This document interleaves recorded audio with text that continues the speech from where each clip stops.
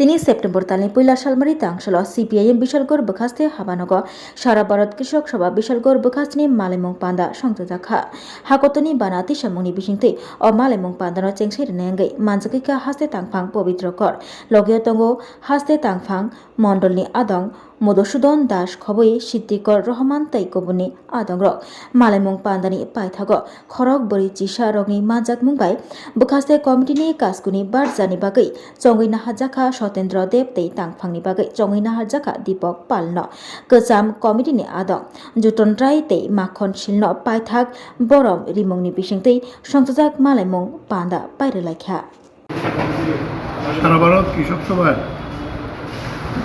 প্রাথমিক স্তরের সম্মেলন এবং আঞ্চলিক স্তরের সম্মেলনগুলো সারা রাজ্যেই শেষ হয়েছে।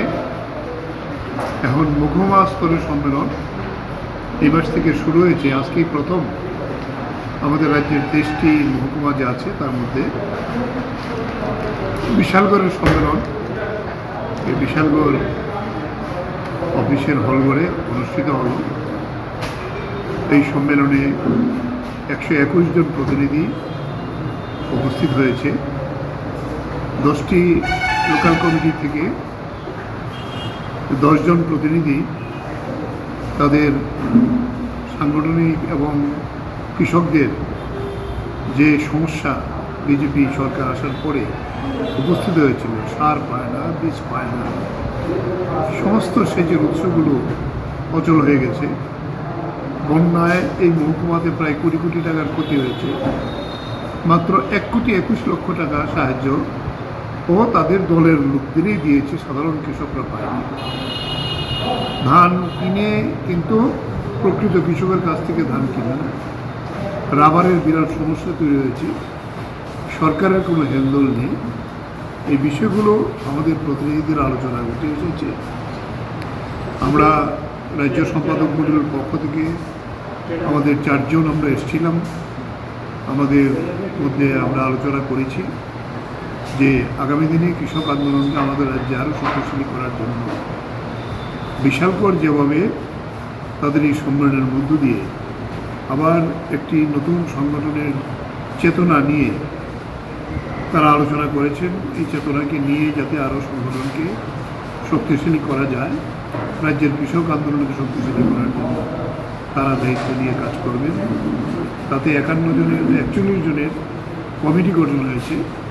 41 জনের মধ্যে 17 জনের একটি সম্পাদক মণ্ডল হয়েছে। সভাপতি হয়েছেন সত্যেন্দ্র দেব এবং সম্পাদক দীপক পাল, এই 2 জন হয়েছেন। তারা আমরা আশা করব রাজ্য সম্পাদক মণ্ডলের পক্ষ থেকে আগামী দিনে বিশালগড়ে আমাদের কৃষি অধ্যুষিত এলাকা শতকরা 25%, 45% লোক এখানে কৃষির সঙ্গে যুক্ত। তাই এই এলাকায় কৃষক আন্দোলনকে আরও শক্তিশালী করার জন্য এই নতুন কমিটি তারা দায়িত্ব পালন করে এগিয়ে যাবেন, এই প্রত্যাশা রেখেই আজকের সম্মেলন এখানে সমাপ্ত হয়েছে। যারা মাতৃভূমির স্বাধীনতা, গণতন্ত্র, সার্বভৌমত্ব রক্ষা করতে গিয়ে সাম্রাজ্যবাদী ঘাতক বাহিনীর হাতে নৃশংসভাবে খুন হয়েছেন।